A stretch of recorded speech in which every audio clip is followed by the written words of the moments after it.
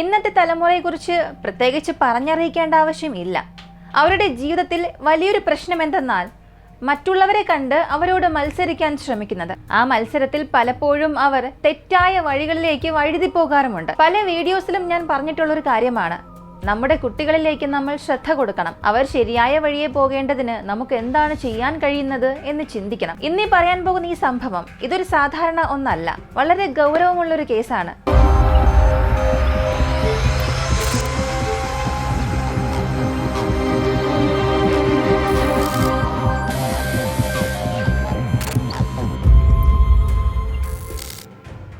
ഈ കഥ തുടങ്ങുന്നത് ഇംഗ്ലണ്ടിലെ ലണ്ടൻ അടുത്തുള്ള ഒരു ചെറിയ നഗരമായ റെഡിംഗ് എന്ന സ്ഥലത്താണ്. അവിടെ വില്യം സ്ട്രീറ്റിൽ 1989 ജനുവരിയിൽ മാരിയൻ എന്നൊരു പെൺകുട്ടി ജനിച്ചു. എന്നാൽ അവൾ ജനിച്ചതിന് പിന്നാലെ തന്നെ മാതാപിതാക്കൾ തമ്മിൽ വലിയ പ്രശ്നമുണ്ടായി. അവസാനം അവളുടെ അച്ഛൻ കുടുംബത്തെ വിട്ടു പോവുകയും ചെയ്തു. അതിനുശേഷം മാരിയന്റെ അമ്മ സുജാൻ ഒറ്റയ്ക്ക് തന്റെ 2 പെൺമക്കളെയും വളർത്താൻ തുടങ്ങി. മാരിയാനും അവളുടെ മൂത്ത സഹോദരി മാൻഡിയും ചെറിയ ചെറിയ ജോലികൾ ചെയ്ത് അവർ ജീവിതം മുന്നോട്ട് കൊണ്ടുപോയി. പക്ഷേ സുജാന് വളരെ വ്യക്തമായി അറിയാമായിരുന്നു, അവർ താമസിക്കുന്ന ആ ഒരു പ്രദേശം കുട്ടികളെ വളർത്താൻ സുരക്ഷിതമായ ഒരു സ്ഥലം അല്ല എന്ന്. ആ പ്രദേശം രാജ്യത്താകെ തന്നെ പല തെറ്റായ കാര്യങ്ങൾക്കായി പ്രശസ്തമായിരുന്നു. തെരുവുകളിൽ തന്നെ ആളുകൾ തമ്മിൽ ലഹരി വസ്തുക്കൾ വാങ്ങി വിൽക്കുന്ന സ്ഥിതിയായിരുന്നു. അതുപോലെ തന്നെ അവിടെ വലിയ തോതിൽ വേശ്യാവൃത്തിയും നടക്കുന്ന ഒരിടമായിരുന്നു. രാത്രിയായാൽ പല സ്ത്രീകളും തെരുവിലേക്ക് ഇറങ്ങി അവരുടെ ബിസിനസ് ആരംഭിക്കുമായിരുന്നു. അതിനായി പലരും അവിടേക്ക് എത്തുകയും ചെയ്യും. ഇതൊക്കെ കണ്ടുകൊണ്ട് തന്നെ സുജാൻ തന്റെ മക്കളെ വളർത്തി. ഇപ്പോൾ അവർ ചെറുപ്പമാണ്, പക്ഷെ വളരുമ്പോൾ ഈ പരിസരത്തിന്റെ സ്വാധീനം അവരെ ബാധിക്കുമെന്ന് അറിയാമായിരുന്നു. അതുകൊണ്ട് തന്നെ മരിയാനും മാൻഡിയും പുറത്ത് കളിക്കാൻ പോകുമ്പോൾ പോലും അവരെ ശ്രദ്ധിച്ചു നോക്കുന്നത് സുജാൻ ഒരിക്കലും നിർത്തിയില്ല. പലപ്പോഴും അവൾ വീടിന് പുറത്തിരിക്കുകയും കുട്ടികൾ എവിടേക്ക് പോകുന്നു, ആരോട് സംസാരിക്കുന്നു, ഇതൊക്കെ ശ്രദ്ധിക്കുകയും ചെയ്യും. സമയത്തിനൊപ്പം ആ പ്രദേശത്തെ ആളുകൾക്ക് ഈ 2 പെൺകുട്ടികളെയും പരിചയമായി, പ്രത്യേകിച്ച് മാരിയാനെ. കാരണം അവൾക്ക് ചെറുപ്പം മുതൽ തന്നെ നല്ലൊരു കഴിവുണ്ടായിരുന്നു. മാരിയാൻ വളരെ നന്നായി ചിത്രങ്ങൾ വരയ്ക്കുമായിരുന്നു. ആളുകളുടെ സ്കെച്ചുകൾ വളരെ നന്നായി വരയ്ക്കാൻ അവൾക്ക് കഴിയുമായിരുന്നു. അതുപോലെ തന്നെ അവൾക്ക് പാട്ടിനോടും വലിയ ഇഷ്ടമായിരുന്നു. ചിലപ്പോൾ അവൾ തന്നെ പുതിയ റാപ്പ് വരികൾ ഉണ്ടാക്കി പാടുമായിരുന്നു. പക്ഷെ അവൾ താമസിച്ചിരുന്ന ആ പ്രദേശത്ത് ഈ കലകളുടെ വില വളരെ കുറവായിരുന്നു. അവിടെ ആളുകൾക്ക് പ്രധാനമായത് പണം അല്ലെങ്കിൽ തെറ്റായ ബിസിനസ്സുകൾ മാത്രം. സ്കൂളിൽ നിന്നും വീട്ടിലേക്ക് മടങ്ങുന്ന സമയങ്ങളിൽ മാരിയാന് പലപ്പോഴും വളരെ അസ്വസ്ഥമായ അനുഭവങ്ങൾ നേരിടേണ്ടി വന്നു. പലരും അവളെ തടഞ്ഞു നിർത്തി ലഹരി വസ്തുക്കൾ വാങ്ങാൻ പ്രേരിപ്പിക്കുമായിരുന്നു. ചിലർ അത് ഫ്രീ ആയി പോലും നൽകാൻ ശ്രമിച്ചു, ഒരിക്കൽ ഉപയോഗിച്ചു കഴിഞ്ഞാൽ അവൾ അതിന് അടിമയാകുമെന്നൊരു പ്രതീക്ഷയിൽ. അതുമാത്രമല്ല, ചില സ്ത്രീകൾ അവളെ അവരുടെ കൂടെ കൂട്ടിക്കൊണ്ടുപോകാൻ ശ്രമിക്കുകയും ചെയ്തിരുന്നു, അവരുടെ തെറ്റായ ബിസിനസ്സിലേക്ക് അവളെ ഉൾപ്പെടുത്താൻ. ഇതെല്ലാം മാരിയാൻ വീട്ടിലെത്തി അവളുടെ അമ്മയോട് പറഞ്ഞു. സുജാൻ കൂടുതൽ ആശങ്കപ്പെടാൻ തുടങ്ങി. കാരണം ഒരമ്മയ്ക്ക് തന്റെ കുട്ടികളെ എല്ലായ്പ്പോഴും ഇങ്ങനെ കൂടെ നിർത്താൻ കഴിയില്ലല്ലോ. കുട്ടികൾക്ക് സ്കൂളിൽ പോകണം, പുറത്ത് കളിക്കണം, ജീവിതം ആസ്വദിക്കണം, അനുഭവിക്കണം. പക്ഷേ അവർ ജീവിച്ചിരിക്കുന്ന ആ ഒരു പരിസരം അതൊക്കെ അത്ര സുരക്ഷിതമായിരുന്നില്ല. സുജാന് അധികം കടുപ്പമായി പെരുമാറാനും കഴിഞ്ഞില്ല. കാരണം അവൾക്ക് മക്കളെ അടിക്കുകയോ അധികം ശാസിക്കുകയോ ചെയ്യാൻ മനസ്സില്ലായിരുന്നു. പക്ഷേ അന്ന് അവൾ അങ്ങനെ കൂടുതൽ കർശനമായി ഇടപെട്ടിരുന്നു എന്നുണ്ടെങ്കിൽ പിന്നീട് സംഭവിച്ചിരുന്ന കാര്യങ്ങൾ ഒഴിവാക്കാമായിരുന്നു. അതിനുശേഷം മാരിയാൻ സ്കൂളിലേക്ക് പോകുന്നതും ഏകദേശം നിർത്തി. ചിലപ്പോൾ ആഴ്ചയിൽ 1 ദിവസം മാത്രമേ സ്കൂളിൽ പോകാറുള്ളൂ. മിക്ക സമയവും അവൾ തെരുവുകളിൽ നിൽക്കും, ആ കൂട്ടുകാരോടൊപ്പം ചിലവഴിക്കും. അവർ താമസിച്ചിരുന്ന മുറികളിലൊക്കെ പോയി അവിടെ കൂടിയിരുന്ന് ലഹരി ഉപയോഗിക്കുകയും ദിവസം മുഴുവനും അവിടെ ഇരിക്കുകയും ചെയ്തു. സുജാൻ പലതവണ ചോദിച്ചു, നീ ഇന്ന് സ്കൂളിൽ പോയോ എന്ന്. പക്ഷേ മാരിയാൻ മറുപടി നൽകാറില്ലായിരുന്നു. അവൾ ഓരോ ദിവസവും സ്കൂൾ യൂണിഫോം ധരിച്ച് വീട്ടിൽ നിന്നും പുറപ്പെടും. പക്ഷെ സ്കൂളിൽ പോകാതെ മറ്റിടങ്ങളിലേക്ക് പോകും. ഒടുവിൽ സ്കൂളിൽ നിന്ന് തന്നെ അമ്മയ്ക്ക് അറിയിപ്പ് വരാൻ തുടങ്ങി, നിങ്ങളുടെ മകൾ ഇന്ന് സ്കൂളിൽ എത്തിയില്ല എന്ന്. ഒരു ദിവസം സുജാൻ നേരിട്ട് മാരിയാനെ പിന്തുടർന്ന് ആ ദിവസം മുഴുവനും മകൾ എന്താണ് ചെയ്യുന്നത് എന്ന് ശ്രദ്ധിച്ചു. രാത്രി മകൾ വീട്ടിലെത്തിയപ്പോൾ അമ്മ വീണ്ടും വളരെ സ്നേഹത്തോടെ പറഞ്ഞു, ചില ആളുകളിൽ നിന്നും അകന്നു നിൽക്കുന്നത് നല്ലതാണ് എന്ന്. പക്ഷെ മാരിയാന്റെ മനസ്സിൽ അതൊന്നും കാര്യമായില്ല. ടീനേജ് പ്രായത്തിൽ പല മക്കളും മാതാപിതാക്കളോട് കള്ളം പറയാറുണ്ട്.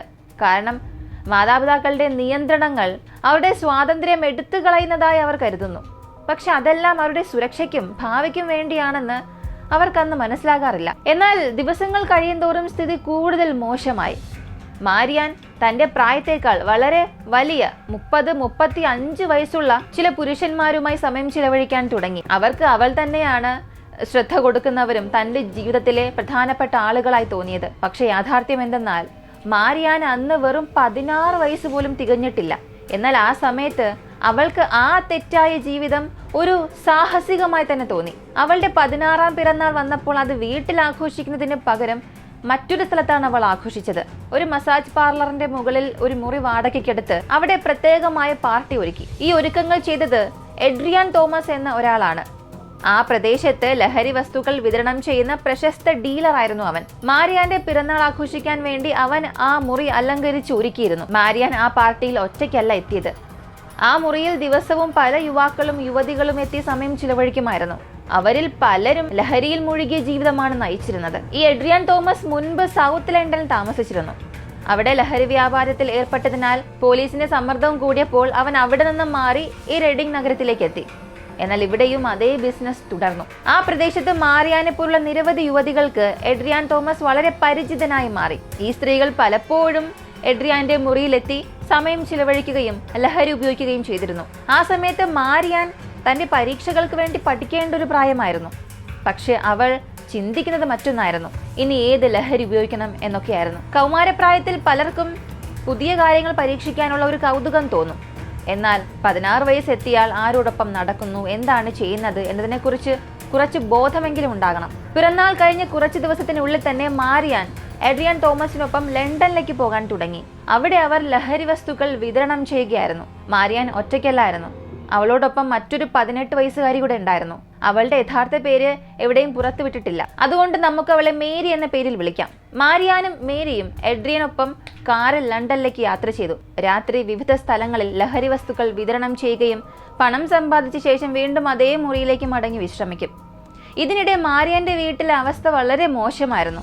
അമ്മ സുജാനും സഹോദരി മാൻഡിയും ദിവസങ്ങളോളം അവളെ കാത്തിരുന്നു. പക്ഷെ മാരിയാൻ അതിൽ വലിയ ശ്രദ്ധയില്ലായിരുന്നു.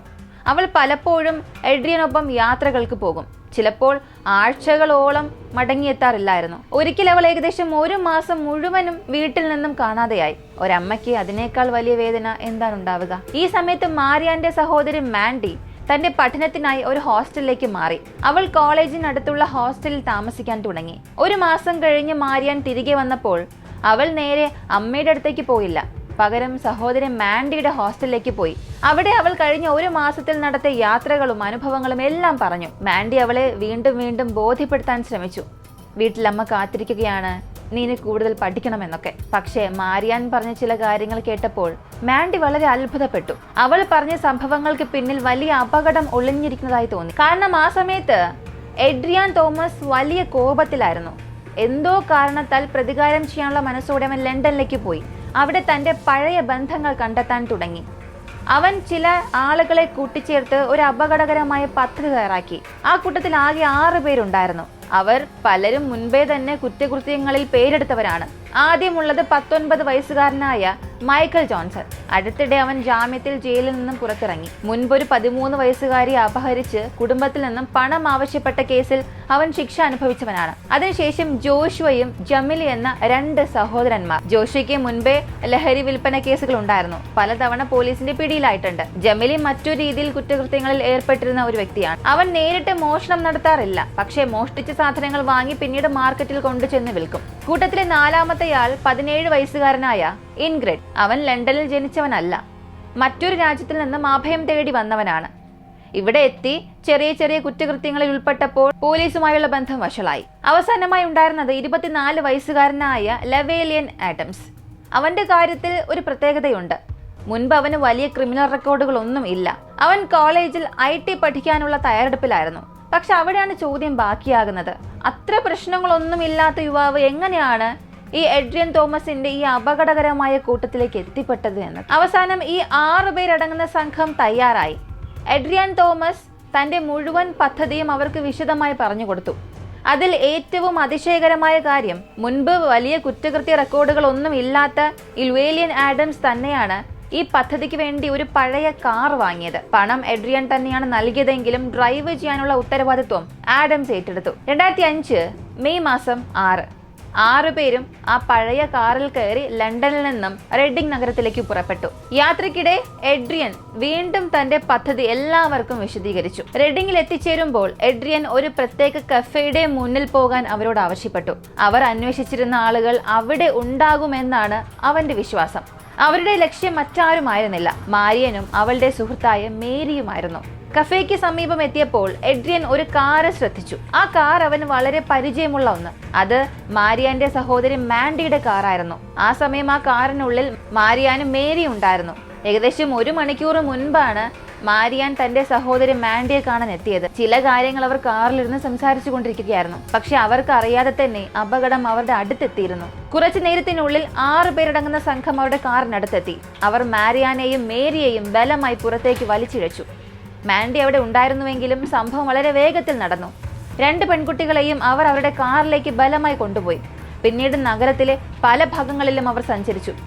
ആ സമയത്ത് പെൺകുട്ടികൾ സഹായത്തിനായി നിലവിളിച്ചെങ്കിലും അവരുടെ അവസ്ഥ വളരെ അപകടകരമായിരുന്നു. രാത്രി ഏകദേശം 1 മണിയോടെ അവർ ഒരു ചെറിയ ബെഡ് ആൻഡ് ബ്രേക്ക്ഫാസ്റ്റ് ഹോട്ടലിലെത്തി. സംശയം തോന്നാതിരിക്കാൻ 2 പേർ മാത്രമാണ് ആദ്യം ചെന്ന് റൂം എടുത്തത്. പണം ക്യാഷായി നൽകി. പാർക്കിങ്ങിന് അടുത്തുള്ള ഒരു മുറിയാണ് അവർ തിരഞ്ഞെടുത്തത്, പിന്നിലൂടെ മറ്റുള്ളവരെയും അകത്തേക്ക് കൊണ്ടുപോകാൻ എളുപ്പത്തിന് വേണ്ടി. അങ്ങനെ എല്ലാവരും ഒരുമിച്ച് ആ മുറിയിലെത്തി. അവിടെ നടന്നത് അത്യന്തം ക്രൂരവും മനുഷ്യത്വരഹിതമായൊരു കുറ്റമായിരുന്നു. അവിടെ ഉണ്ടായിരുന്നവർ ഈ 2 പേരെയും ഭീഷണിപ്പെടുത്തി, അപമാനിച്ചു. പിന്നീട് അവർക്കെതിരെ ഭീകരമായ അതിക്രമങ്ങൾ നടത്തി. അത് വെറുമൊരു കുറ്റകൃത്യം മാത്രമായിരുന്നില്ല, മനുഷ്യരാശിയെ തന്നെ ചോദ്യം ചെയ്യേണ്ടി വരുന്ന അത്ര ക്രൂരമായൊരു സംഭവമായിരുന്നു. ആ രാത്രി അവിടെ സംഭവിച്ച കാര്യങ്ങൾ പിന്നീട് മുഴുവൻ രാജ്യത്തെയും ഞെട്ടിച്ചൊരു കേസായി തന്നെ മാറി. തുടർന്ന് അവർ നഗരത്തിന്റെ പുറത്തുള്ള ഒരൊറ്റപ്പെട്ട സ്ഥലത്തേക്ക് യാത്ര തുടർന്നു. അവിടെ എത്തിച്ചേരുമ്പോൾ അവരുടെ പദ്ധതി അവസാന ഘട്ടത്തിലേക്ക് കടന്നിരുന്നു. ആ സംഘം 2 പേരെയും കാറിൽ നിന്നും പുറത്തെടുത്തു. ഒരാളെ മറ്റൊരാളുടെ മുന്നിൽ നിർത്തി ഭീഷണിപ്പെടുത്തി. അപ്പോൾ ഈ 2 പേർക്ക് നന്നായി മനസ്സിലായി തങ്ങൾക്കടുത്ത് എന്താണ് സംഭവിക്കാൻ പോകുന്നത് എന്ന്. തുടർന്നുണ്ടായത് അത്യന്തം ക്രൂരമായ ആക്രമണമായിരുന്നു. ഈ 6 പേരും ചേർന്ന് കയ്യിൽ കിട്ടിയതെല്ലാം എടുത്ത് 2 പേരെയും ആക്രമിച്ചു. മാരിയാന് ഗുരുതരമായി പരിക്കേറ്റു. അവൾ ജീവൻ രക്ഷിക്കാൻ അപേക്ഷിച്ചെങ്കിലും ആരും കരുണ കാണിച്ചില്ല.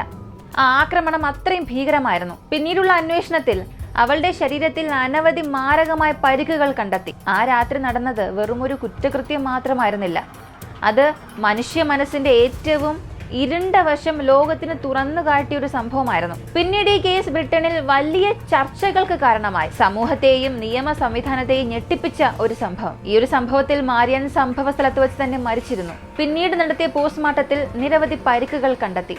അതിൽ ചിലത് അത്യന്തം ഗുരുതരമായിരുന്നു.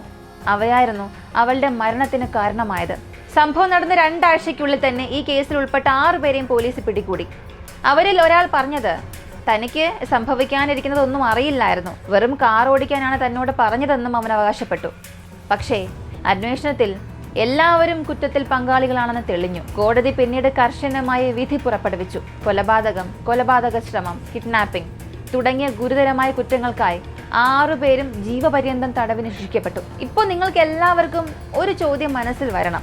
ഈ എല്ലാവരും ഒരുമിച്ച് സമയം ചിലവഴിച്ച ആളുകൾ തന്നെയല്ലേ? മാരിയാനും എഡ്വിൻ തോമസും എല്ലാം സുഹൃത്തുക്കളായിരുന്നല്ലോ. പിന്നെ എന്തുകൊണ്ടാണ്, എങ്ങനെയാണ് ഈ ഭീകരമായ സംഭവം നടന്നത് എന്ന് അത് മനസ്സിലാക്കാൻ ഈ സംഭവത്തിന് മുൻപ് നടന്ന ചില കാര്യങ്ങൾ അറിയേണ്ടതുണ്ട്. ഈ സംഭവത്തിന് 3 ആഴ്ച മുൻപ് തോമസ് തന്റെ ഫ്ളാറ്റിൽ സുഹൃത്തുക്കളോടൊപ്പം സമയം ചിലവഴിക്കുകയായിരുന്നു. പിന്നീട് രാത്രിയായ സമയത്ത് എതിർ സംഘത്തിലെ ചിലർ അപ്രതീക്ഷിതമായി അവിടെ അവർ വന്ന് തോമസിനെ ആക്രമിച്ചു.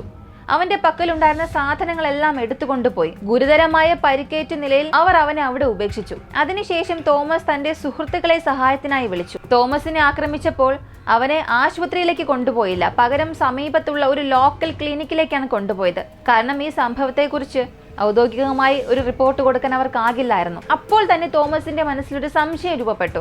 തന്റെ മേൽ നടന്ന ആക്രമണത്തിന് കാരണം ഈ 2 പെൺകുട്ടികളായിരിക്കാം എന്ന്. അങ്ങനെ അവൻ കരുതാൻ തുടങ്ങി. കാരണം അവൻ ആ ഫ്ലാറ്റിലുണ്ടെന്ന് അറിയുന്നത് പ്രധാനമായും ഇവർ 2 പേരുമായിരുന്നു. കൂടാതെ അവർ പുറത്തേക്ക് പോകുമ്പോൾ വാതിൽ പൂട്ടാതെ തുറന്നു വിട്ടിട്ട് പോയതും അവൻ വലിയ സംശയത്തിന് കാരണമായി. ഈ സംശയം പതിയെ തോമസിന്റെ മനസ്സിൽ ദേഷ്യമായി വളർന്നു. പ്രതികാരം ചെയ്യണമെന്ന ആഗ്രഹം ശക്തമായി. അതിനായി അവൻ ഒരു പദ്ധതി തയ്യാറാക്കാൻ തുടങ്ങി. ഏകദേശം 3 ആഴ്ചകൾക്കുള്ളിൽ അവൻ ചിലരെ കൂട്ടിക്കൊണ്ടുവന്നു. എല്ലാം സൂക്ഷ്മമായി പ്ലാൻ ചെയ്ത ശേഷമാണ് പിന്നീട് നടന്ന ഈ ഭീകരമായ സംഭവം. ഇതിനിടെ മാരിയാനും എന്തോ തെറ്റായ കാര്യം നടക്കാനിരിക്കുകയാണെന്നൊരു ഭയം മനസ്സിൽ തോന്നിയിരുന്നു. കാരണം തോമസ് പിന്നീട് അവളുമായി സംസാരിച്ചിട്ടില്ല. ഫോണും എടുക്കുന്നില്ലായിരുന്നു. ഇക്കാര്യം അവൾ തന്റെ വലിയ സഹോദരി മാൻഡിയോടും പറഞ്ഞിരുന്നു. പക്ഷെ അതിനിടെ കാര്യങ്ങൾ ഇതിനകം തന്നെ നിയന്ത്രണത്തിന് പുറത്തേക്ക് പോയിരുന്നു. കോടതി പറഞ്ഞത് 25 വർഷം കഴിഞ്ഞാൽ മാത്രമേ ഇവർക്ക് ജാമ്യത്തിന് അപേക്ഷിക്കാനാകൂ. ഇപ്പോൾ ഏകദേശം 20 വർഷത്തോളം ഇവർ ജയിലിൽ കഴിയുകയാണ്. ഇനി കുറച്ച് വർഷങ്ങൾക്ക് ശേഷം മാത്രമേ ജാമ്യത്തിന് അപേക്ഷിക്കാനുള്ള അവസരം ലഭിക്കുകയുള്ളൂ. ഇന്നും ആ 6 പേരും ജയിലിൽ തന്നെയാണ്. അവരവരുടെ ശിക്ഷ അനുഭവിച്ചുകൊണ്ടിരിക്കുകയാണ്. ഈ കഥ നമുക്കൊരു വലിയ പാഠം പഠിപ്പിക്കുന്നുണ്ട്. പ്രത്യേകിച്ച് മാതാപിതാക്കൾക്ക് കുട്ടികൾക്ക് ശരിയായ വഴിയാണ് കാണിച്ചു കൊടുക്കേണ്ടത്. അവരുടെ ജീവിതത്തിൽ എന്താണ് നടക്കുന്നത് എന്ന് ശ്രദ്ധിക്കേണ്ടതും അത്യാവശ്യമാണ്. കാരണം ഇന്നത്തെ ലോകത്ത് പലവിധ സ്വാധീനങ്ങൾ കുട്ടികളെ തെറ്റായ വഴികളിലേക്ക് വലിച്ചിഴയ്ക്കാൻ ശ്രമിക്കുന്നുണ്ട്. പലപ്പോഴും യുവാക്കളിൽ ലഹരി, എളുപ്പത്തിൽ കിട്ടുന്ന പണം, തെറ്റായ കൂട്ടുകെട്ടുകൾ, ഇവയിലൂടെ എല്ലാം തെറ്റായ വഴിയിലേക്ക് കൊണ്ടുപോകാൻ ചിലർ ശ്രമിക്കും. ഒരിക്കലൊന്ന് ശ്രമിച്ചു നോക്കാം, ഒന്നും സംഭവിക്കില്ല എന്ന രീതിയിലുള്ള പ്രലോഭനങ്ങൾ അവർക്ക് മുന്നിൽ വരാം. പക്ഷേ ജീവിതം എന്നത് എല്ലാം പരീക്ഷിച്ചു നോക്കുന്ന ഒന്നല്ല. നല്ല വഴികൾ തിരഞ്ഞെടുക്കുകയും ഭാവിയെ സുരക്ഷിതമാക്കുകയും ചെയ്യുന്നതാണ് യഥാർത്ഥ വിജയം. ഇത്തരത്തിലുള്ള കുറ്റകൃത്യങ്ങൾ നമ്മെ ഒരു കാര്യമാണ് ഓർമ്മപ്പെടുത്തുന്നത്: തെറ്റായ തീരുമാനങ്ങൾ പലപ്പോഴും ഭീകരമായ ഫലത്തിലേക്ക് നയിക്കാം. അതിനാൽ ജാഗ്രതയും ശരിയായ മാർഗനിർദ്ദേശവും വളരെ പ്രധാനപ്പെട്ടതാണ്. ഈ ഒരു കേസിനെ കുറിച്ചുള്ള നിങ്ങളുടെ അഭിപ്രായം എന്താണെന്നുള്ളത് കമന്റിൽ പറയുക. പാരന്റ്സ് എന്ന നിലയിൽ നിങ്ങൾ ഈ സംഭവത്തെ എങ്ങനെയാണ് വിലയിരുത്തുന്നത്? നിങ്ങളുടെ അഭിപ്രായങ്ങളും നിർദ്ദേശങ്ങളും താഴെ പറയാം. ഇങ്ങനെയുള്ള വളരെ വ്യത്യസ്തമായ ട്രൂ ക്രൈം കേസുകളെ കുറിച്ച് താല്പര്യമുള്ളവരാണ് നിങ്ങളെങ്കിൽ ഇപ്പോൾ തന്നെ നമ്മുടെ ഈ ചാനൽ നിങ്ങൾക്ക് സബ്സ്ക്രൈബ് ചെയ്യാം. ഇതുവരെയും ഒരു ലൈക്ക് പോലും ചെയ്ത് കണ്ടുകൊണ്ടിരിക്കുന്നവരാണെങ്കിൽ ഇപ്പം തന്നെ ഒരു ലൈക്ക് ചെയ്ത് സപ്പോർട്ട് ചെയ്യാം. മറ്റൊരു വീഡിയോയുമായി വീണ്ടും കാണാം.